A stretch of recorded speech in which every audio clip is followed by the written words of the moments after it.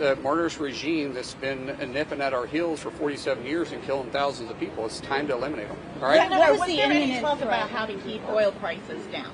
No, we didn't talk about any of the economic things. It was strictly on the conflict taking place. Senator, what's your understanding of what the imminent threat was that caused Trump to decide that he needed to launch this attack Well, preemptively? we've known the threat is going to be there. They've threatened us. It's not a matter of if, it's a matter of when. So you can choose a numerous amount of options. I think you heard Witkoff came out. I think there was some report that said that they that during the negotiations, and I saw this on public, so I'm not. This wasn't discussed in there. That there was that they had enough nuclear weapons to enough nuclear enrichment to be able to load 11 weapons. They were claiming that during the negotiations. I didn't ask that question in there, but we know that they were trying to reach us, and we know they continued to hit us. And so it wasn't a matter of if, again, it was just a matter of when they did it. It wasn't like a specific thing, a specific imminent threat that you're aware of? Well, there may have been something discussed, but I'm not. If it was, I'm not going to discuss it here because it was classified. Did they specify what the next steps were, or the general? Yes, they did specify. I don't know. Booker. Do you want this out?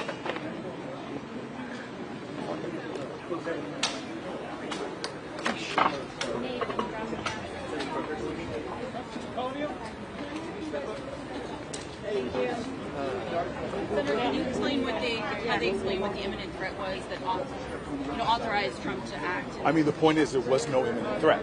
There clearly was no imminent threat.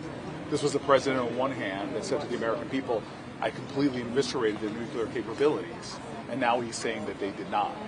So that was the problem. We had a classified briefing that left me utterly astonished at the lack of information they provided to justify the hundreds of billions of dollars of cost and the American lives that are being lost. All while we have a president that is literally cutting health care from millions of Americans and that is literally taking away programs for our veterans and programs for our children's school lunches. Sorry, just to clarify, because yesterday they came out of the Gang of Eight briefing and said that they made a case that Israel was going to act unilaterally, and so Trump had to act to protect our assets. This is the typical. Is that what they said? This is the typical Donald Trump. Is they jump around until they think they've found an explanation that could satisfy the most people. They have changed their justification for this time and time again, and we got nothing that even approached a justifiable reason for the president to commit an act of war by attacking another nation. There are times there are times when you go into a classified session and you walk out and you have a better understanding about the gravity of the situation and the rationale behind the military action. This is not one of those times. We remain as confused as the American people are.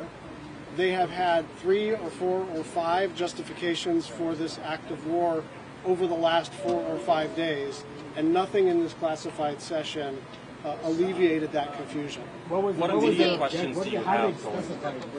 Mono, they offered no clear explanation of why we got into the war. They offered no clear endgame to this conflict.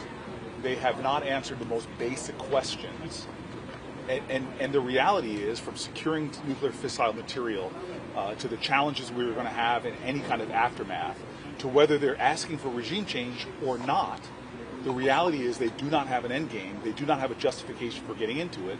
And this is a military action that's going to cost Americans hundreds of billions of dollars. At the same time, here at home, they're driving up costs from everything from gasoline to overall energy. They're taking away health care from millions of people. In what way is this justifying what he promised to do, which was not to get us into entanglements into foreign wars, as well as in making sure we're taking care of Americans' concerns about rising costs? And the last thing I just want to say is all of this is happening in the context of a president that continues to thrash the Constitution and not come to Congress for any kind of authorization for these. If the War Powers vote fails, what can Democrats do?